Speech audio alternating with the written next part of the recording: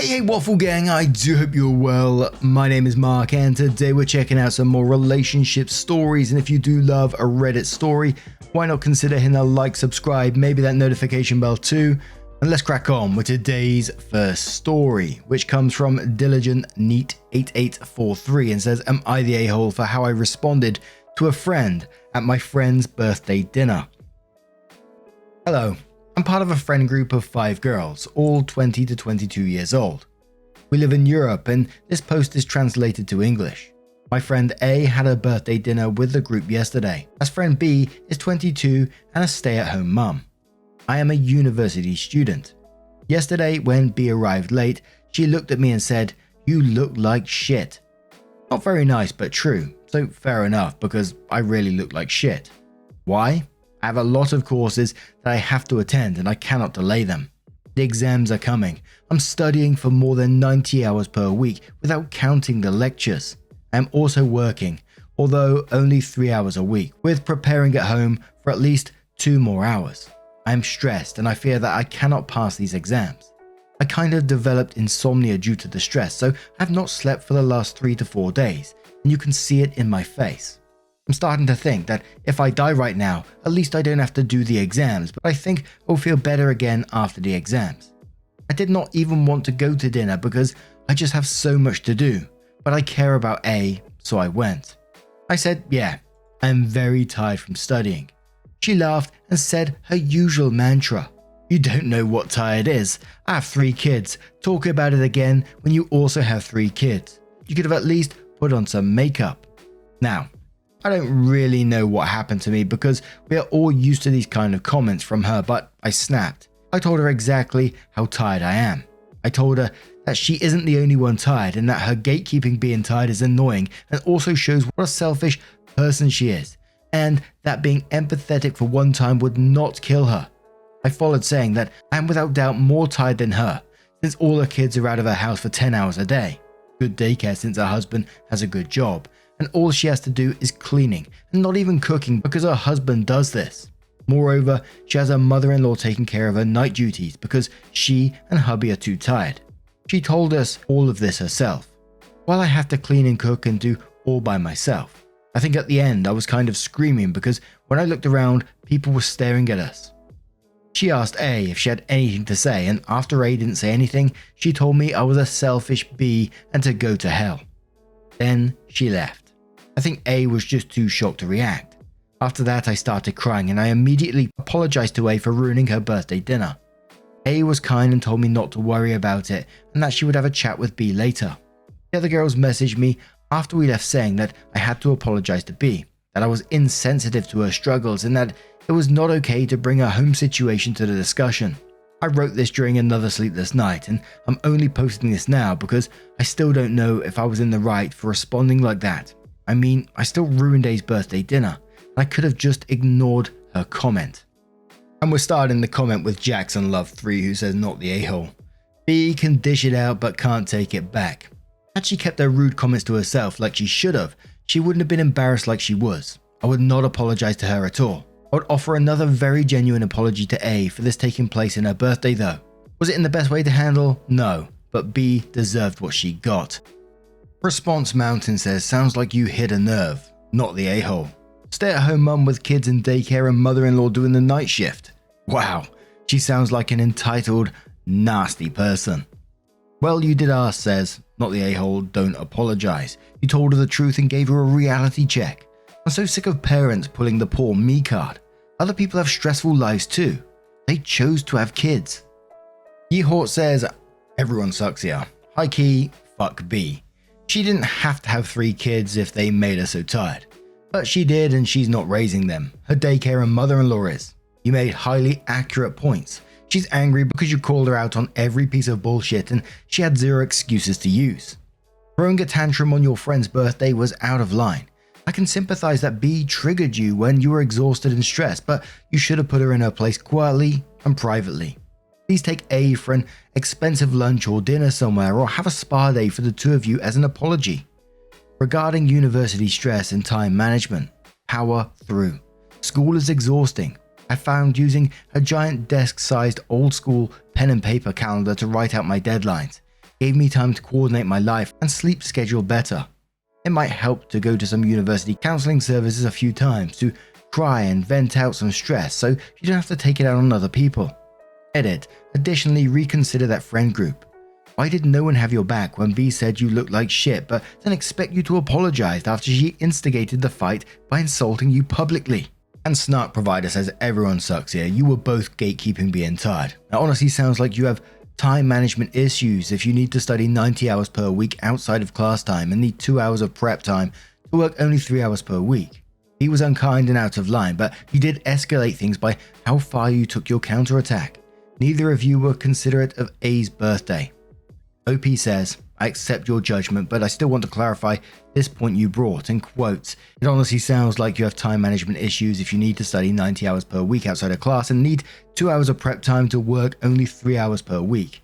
And goes on to say, I don't have time management issues. I just got very unlucky with group projects. I got put into a group with 4 other students who didn't have any interest in doing any of the work, so I'm basically working for 5 instead of 1. Moreover, the groups are chosen by the teacher in alphabetical order. I got stuck with the same 4 students for 3 projects. Regarding my job, there are jobs which require you to do some stuff at home and/or prepare for the actual working hours, like teaching for example. I got one of those, which till now was never a problem, but with all the other things I need to do, it is now adding more stress. But OP continued with an update and says, I know some time has passed since I wrote my post, and not many people were interested in my conflict, but I still want to update for the few people that cared enough to comment. I was judged not the a-hole, and some comments really helped me. A special thanks to this user. Regarding my friend A, I called her and apologized again for yelling and ruining her dinner party. She said that I did not ruin anything and that she should have put a stop to B's actions long ago. She also told me that I was paranoid as always and that I did not yell but just raised my voice a bit and that it was normal that the table next to us seemed invested in our discussion. I insisted on taking her out to dinner, just the 2 of us, after my exams, and we went and had a great time. We are both in no contact with B and low contact with the other girls. Regarding my university problems, I contacted my teacher. He was as useful as always and told me that I should continue to do my work, meaning all the work, and that he would ask his superior for help. I did not hear back from him before my presentations. At that point I was angry and bitter of all the work I had to do, so I said screw them and signed everything with my name only and presented alone with my colleague standing next to me completely silent. I repeated several times that I did everything alone and told my teacher that I sent him an email with proof of this, email, screenshots, etc. He said he had not seen the mail yet. He asked the others if it was true that I did everything alone, and 3 of them actually tried to lie after I told the teacher I had proof. But the last one, I will call him Boy, said the truth and apologized to both me and the teacher. Boy took me out to lunch after the presentation, apologized again and explained that he was like stuck in a mental coma after a traumatic event that occurred to him, and that I snapped him right out of it when I told the teacher about all the work I had to do alone. His words. He told me that he was thinking about quitting his studies because he was so behind, but I managed to dissuade him and now we regularly meet up to study together. We've become good friends and he will be back on path with his studies in about a year hopefully. I passed all my exams, but the colleagues failed all of them. The 3 other colleagues are currently facing some troubles with the university for fraud/cheating. Since they continue to claim that they worked on the exams and will not back down with these statements. My teacher is confident that they will be expelled over their stubbornness. Boy is okay as he has admitted everything and just failed the exams. I can sleep again and I'm happy. This is all. Thank you again. The way OP stood up for themselves in that update, I thought that was pretty amazing to do. But I can't believe those other 2 have the audacity to try and say that they did work on the exams and they're not backing down with those statements. Wow. I don't know the ins and outs of how all that works. I've never went to uni and done these kind of studies before, so you have to excuse me on that. But what do you guys make of this situation? Let me know your thoughts down in the comments below. Let's move on to another story. Now, our next story comes from our very own subreddit r/Mark narrations from DigiKid2, who says, am I the a-hole for telling my dad that if my brother moves in, that I will leave? And it does come with an update as well. First, I want to apologize for any grammar or spelling issues. I'm on mobile and I'm dyslexic. Also love the channel and listen to it daily. Much love to you, my friend. And I will also be willing to add any info needed. Need to give some background first. I, 26 male, am the youngest of 4 boys between my divorced dad, 66 male, and mum, 60 female. Out of my 3 brothers, I'm close to one, Justin, 35 male, the second oldest. I'm in low contact with my oldest brother, Jimmy, 40 male. I only contact him to give updates on our dad's health, and I have no contact with Zane, 34 male. This particular post is about Zane, though I could make many other posts about Jimmy before he got sober. My dad was diagnosed with COPD, which I believe is chronic obstructive pulmonary disease, my senior year of high school, and has steadily been getting worse and worse as time went on. In my junior of college, my dad got to the point where he needed a caregiver. I was the only one willing and able to take on the role. Justin didn't have a steady job or vehicle. Jimmy wanted to charge our dad money and our dad couldn't afford it, and Zane refused to even help in any way. So I withdrew from college and moved to the town my dad lived in. I got a job to help ease the burden of the bills and took dad to doctors and essentially did everything for our dad. Justin eventually moved in after 2 years to help ease the responsibilities I had, and I am forever grateful for that. The issue is Zane is asking our dad to move in and bring his common law wife, Pixie, 37. Zane is an addict who is still using. The reason I've no contact and disowned him was because he is emotionally abusive to everyone around him. He and Pixie are physically abusive towards each other and fight near 24/7 and are always calling the cops on one another. He is openly homophobic. I am gay, and he put myself and our nephew and niece in a dangerous situation last year that could have resulted in us getting hurt. I also don't want him stealing from anyone in the house. He has a history of theft to feed his addiction. I know addiction is a disease. Jimmy was an addict for 90% of my life and is now clean and sober. Our dad was an alcoholic who stopped drinking when I moved in to help. I have nothing but respect for those who fight their addictions, but I have no sympathy for my brother. When I got home after work, my dad informed me that he invited Zane and Pixie to move in. I wasn't happy and told him that. He told me that he couldn't just let one of his sons be homeless. Then he reminded me that he could let anyone he wanted live here. The house is in Dad's name, but I pay half of the bills, while Justin and Dad pay a quarter each. I've never used my paying a majority of the bills against my dad, and I didn't this time. I simply informed him that if Zane and Pixie move in, I would be moving out. He got angry and accused me of making him choose between his sons. I told him I would never ask him to do that, but I wouldn't live with them. And just like how I couldn't tell him who he could invite to live here, he couldn't force me to live with someone who I felt unsafe with and who has threatened me and stolen from me multiple times. Zane called me furious, accusing me of using the fact that I was Dad's caretaker as leverage against him moving in. I hung up when he started calling me slurs. It's gotten out to our very large family what's going on, and a majority are calling me an arsehole for threatening to move out if my brother moves in. However, my mum and other brothers are on my side, but now I'm sort of wondering if I went too far. Am I the a-hole for telling my dad if my brother moves in, I move out? Digi or OP kindly adds some more information in the comments as well and says, I feel a little guilty because if I leave then my dad won't have a way to his doctors or to get his medications. We live in a small town with 300 people and 30 miles from the nearest pharmacy. However, Zane being here is something I won't tolerate, even if leaving makes me feel like a bad son. I've looked into the medication delivery a while ago, but we live too far away. We get certain medications delivered, but others have to be filled and picked up at a pharmacy.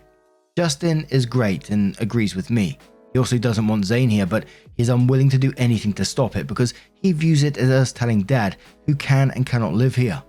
He also doesn't have a legal vehicle, which is why I even agreed to become a caretaker to begin with. Zane has no idea to help others. He wants a free house and food. In the 6 years I've taken care of our dad, he has never once called to ask how he was. The only way he used to find anything out is a group chat I made for the family. He would have no idea how to even begin dealing with our dad. We live about 300 miles from our closest relative that could help. Dad moved to a very small town away from everyone when he got sick, so the scheduled days sadly couldn't work. Don't get me wrong, if we lived closer to his family, I would have a lot more help. One cousin in particular has always been extremely helpful.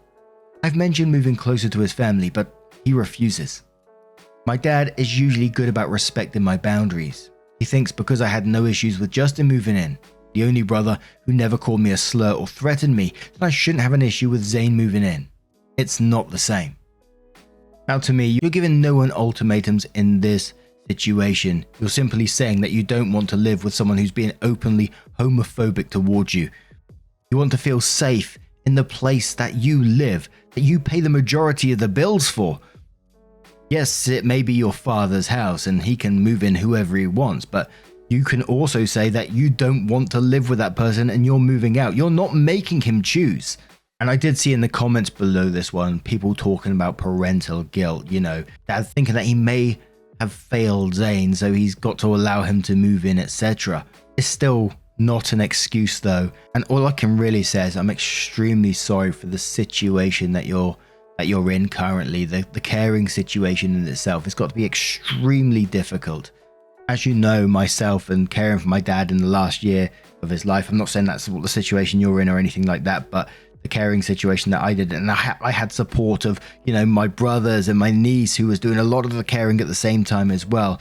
So for you to be taking this on by yourself, all I can do is send my love to you, my friend, and I hope things do improve. I'm really hoping things are going to go in the right direction, and hopefully your dad is going to see what's going on in some form in the update here. So Digi or OP does update the post and they say, hey guys, I linked the original post. I want to thank everyone for the support shown in my original post. Now for the update. We argued some more this morning before work and I laid it all out for him. If he insists on Zane moving in, I would call my best friend, 26 male, and he would help me move all my stuff to a storage unit. I let him know he had until I got off work to decide. I also dealt with the flying monkeys. Every time they called, they would ask, how could you abandon your dad and how can you do this to family? I would reply, oh, you're going to come take care of him, or I'll let Zane know you offered to let him live with you. And they stopped. Jimmy is shockingly on my side, even though I thought he would side with Zane since they were always closer. I got home a little while ago and Dad and I talked. Someone here suggested Dad was so insistent because he felt like he failed Zane, and they were right. He thinks he failed as a dad and wants to try and help. We had a nice talk and he agrees that letting Zane move in would cause more harm for everyone. I made it clear that if I came home and saw Zane, I was gone and would go no contact. So it ended well enough, but I'm keeping my escape plans active for a while. I also bought extra locks for my room and Justin's room just in case. Zane isn't happy and has been spam calling our mum because I blocked him and refused to even entertain the idea of unblocking, which she supports. I also want to say, I love who Zane used to be, but I want nothing to do with him regardless of his sobriety or not. I hope he gets sober, but the damage has been done. But now I'm going to turn this one to you guys. What do you guys make of this situation? Let me know your thoughts down in the comments below, and let's go on to one more story, which is from the Am I the A-hole subreddit from Tax Write-Offer, who says, am I the a-hole for giving a mother with a crying baby my seat near my wife to teach her a lesson? So my wife and I recently went on a trip together, paid for by her dad. He flew us to Hawaii with first class seats. We had a great time. My wife is used to travel while I'm less experienced with plane travel. This was the first time I flew first class. On our way back home, we were sat near the back. We were by the border between us and the, in quotes, undesirables. A mother and her baby were one of the first aboard, and the poor baby was not having a good time. Felt even worse for the mother, as I know she's probably equally distressed about the baby crying. While I felt sympathy, my wife was mad. She kept making comments about how our flight was going to be miserable as the best. Her complaining went on for the longest time. She kept saying that the mother was irresponsible, and if she doesn't know how to calm her baby, she shouldn't be taking it on a plane. I tried to tell her to calm down, as it's not that serious, but she wasn't having it. Eventually, I got tired of that, so I offered to go speak to the mum for my wife. She said she'd be happy if I did.